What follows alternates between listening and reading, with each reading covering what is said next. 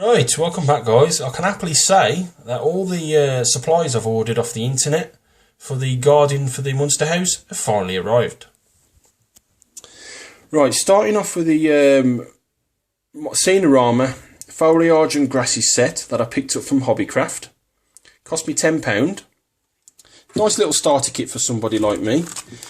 You get some dark green bushes, some nice green grass, some forest green accent, some yellow flowers powder, so I could mix all that to make some nice dead grass. I've also got some long field grass which I could clump up with some glue and dot around. A nice bit of like foam or scary foam for maybe a bush or something. Now, using the actual project glue, which dries clear, you put some, mix some of the water and you spray using this little spray bottle onto the wood, and then using a shaker, like hundreds of thousands on a cake, you just shake it all on. So that's that. Then I bought a little bush HO scale metal fence and wall set. That cost me £10 off eBay. You can see the walls there, and you get 10 pieces of fence, as you can see, and then you get a gate. Now, to be honest, I wish the gate had been two halves, so what I'm going to have to do is I'm going to try and get my cutters and cut down the middle of that gate. If not, I might have a bit of spare fence left, and I can cut an edge off that to make the rest of the gate. So that's the gate and the wall. Now you got the Tamiya 87165 stone paving A sheet, and you can see that it's like a raised effect, like a embossed effect. You can see this is actually a sheet, so I'd have to use PVA or maybe the glue and glaze for this. Maybe this was £4.20 off eBay. Not bad at all. You get a nice big A4 sheet. I'm not going to use that, but at least that's that. And last but not least, the MP Scenery Products Dead Tree Set, HO scale.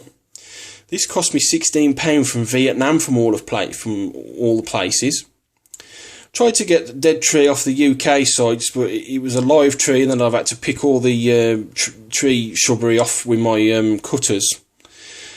And they wanted stupid prices with postage. Went on the US sites, I managed to find something like this.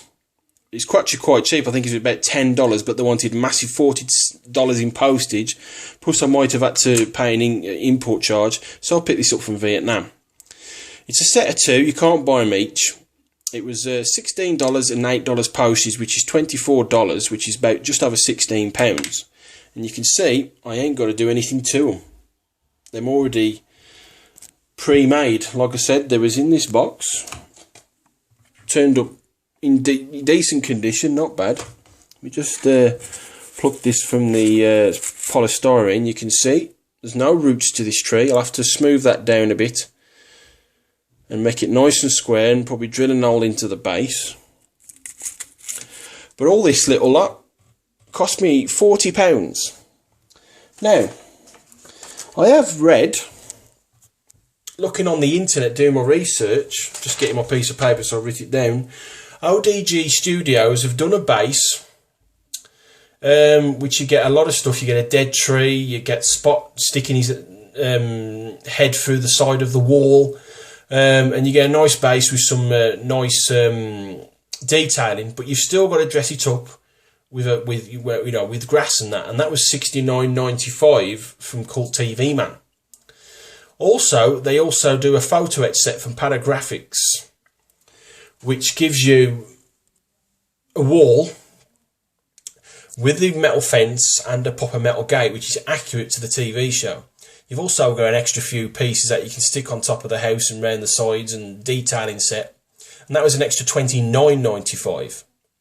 So it would have cost me $99.90 plus the $50 that they would have charged me for shipping. So that would have cost me nearly $140, which would be about 117 quid. Plus then would have had to buy the foliage and grass set off of Hobbycraft, so that would be an extra £9.50. So it would have come to about 125 quid. So for all this, for 40 quid, it's not bad. It's not going to be show accurate, but it'll do for someone starting up with deer hammers just like me. Anyway, it's time to get cracking onto the base. Stay with me. Right, I've now started to glue the base, the plastic base, onto the wooden base for the garden. Using PVA glue, I went round all the edges of the plastic base and on the plastic sheeting on the middle of the base. And then, using a bit of card from a cake box, I put that on top to protect it from this piece of wood here, and I've made a sandwich plate. Going round all the edges with my clamps to create the right amount of pressure. And as my wife is a huge book reader, I've borrowed some of her books to create a towering inferno, and hopefully that'll give it the right amount of pressure on the middle of the base. So in 24 hours time, all this is going to come off, and hopefully the plastic base is glued to the wooden base. Stay with me. Right, as you can see, I've took the clamps off, and the other bit of board, you can see there, this is now solid. The PVA's done its job, not bad at all. Basically, when I had the bit of wood from work, it was just a bit of scrap wood. It was about this long. And it's basically a packing bench Audi divider. Well, like I said, it was broken. You can see it's already been pre-done by our carpenter. But on this side, with my crappy attempts, it's not looking the same as that side. But it doesn't matter. But now, that plastic base is now ready for the house. Stay with me. Right, as the plastic base is now glued to the wood base, it's time to start the house construction onto the base. I started with the this porch plate here. As you can see, it's just a plate. Gluing it into the side of the west wing and into the side of the spire. There was a bit of a problem. Round this section here and round this section of the spire, because of that plate, it didn't want to sit down properly. It kept wanting to pop up. So, as I can't clamp it, what I did is I used some super glue around the west wing of the base and round the spire and on the bottom part of that porch plate, and just held it down, one hand there and one hand there, and pushed it right down, held it for a couple of minutes while the super glue dried, and it actually now sits perfect in. That gap has gone. Once the super glue dried, I put the porch in. As you can see, the porch roof, there's a little tab there, there's one underneath here, and there's one there and one there. So I ran the glue all the way around, just normal model glue. But the only problem was, the same happened as on the bottom there. It kept wanting to pop out. So I pushed it in, and then I pushed the stanchions in. I went in from underneath, I pushed the stanchions in underneath, and then brought it back forward to line it with the holes with normal model glue. And they went in very, very easily. And then while I was waiting for those to dry, I wanted to get that pushed more forward. So getting my big scissor clamp, I pushed it all the way down. So it was on the back plate and on the front there, and left it overnight. Removing the clamp about 20 minutes ago, you can see that the gap has now disappeared. But the only problem is, under this stanchion leg here, it was raised slightly up. So what I did is I broke the glue slightly on this stanchion alone, and then put some more model glue in, and then pushed it right down, and it's actually level now. But you can see a little bit of the model glue actually dripped down, and you can see where the actual model glue has took the bit of white off. So I'm going to have to retouch that up. But now, as you can see, all I've got to do now is just put the rest of those plates on. But final construction has started. Stay with me. Construction continues on the Munster house. You can see that I've put the remaining walls in now. As it says on the plans, you can see, because it tells you, like I said, to glue the west wing and the spire and the porch area into place. What it doesn't tell you is how hard that wall and that wall is to put into place into the west wing and the spire respectively. Because when you test fit it, before you glue everything down, you can actually slide them into place dead easy. But once these two are glued into place, it is bloody hard to get them into place.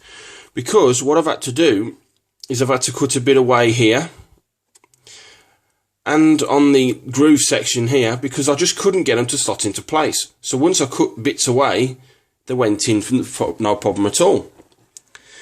On the actual spire, on the back wall here, there's supposed to be a little mounting tab that goes in between those two sandwich plates. One for each one. I had to cut them away. I've also had to cut bits away in that little mounting area there to get that into place as well. So a little tip for you, before you glue those into place, glue them that wall and that wall into place first before you glue that down. Just a little tip for you, because it'll make it a hell of a lot easier. But this wall and this wall, dead easy, just slot them into place. But you can see on that wall there, there's a slight gap. Even though I pushed it right into place and with my tape, there's still a gap. I don't understand why, because like I said, I pushed it right in. Smallest of gaps here. So what I'm going to do is just fill them in with putty. And then all I go to then is just put the roof parts on. And then the spire bit, and then the weather vane and the chimney. But nothing too major. But the house construction is almost complete. Stay with me. Right, welcome back. As you can see, the roof is now on. The last bit of final construction on the house. Starting with the mansard roof, that section there, it's made of 4 pieces. On the plans, you glue it all together. Painted it in the 251 brown. And then just glued it onto the actual top of the house. There's a groove in the side of the spire. So you push that into place with a groove where you glue. And then with a bit of tape held in this section down because it kept wanting to pop out. Then on this section of the roof here on the front, there's a groove there. And if you remember, there's a groove there. Putting it in as straight as you can. Just run a little glue in the grooves. And little around the edges there, you just slot that into place, and it actually sits underneath the mansard roof. And last but not least, this bit of roof section here. Remember the channel from that side? And on the back of the front bit of the roof, there's actually like a little bit of a fascia for that to glue onto. And then you just push it into the groove, push it on top of that bit of roof and the bit of the mansard roof. And it's actually worked out really, really well. So the main construction of the house is complete. Also, putting the sheet of the pavement paper on, getting my knife and running my knife underneath the steps, because I didn't want to patch it up.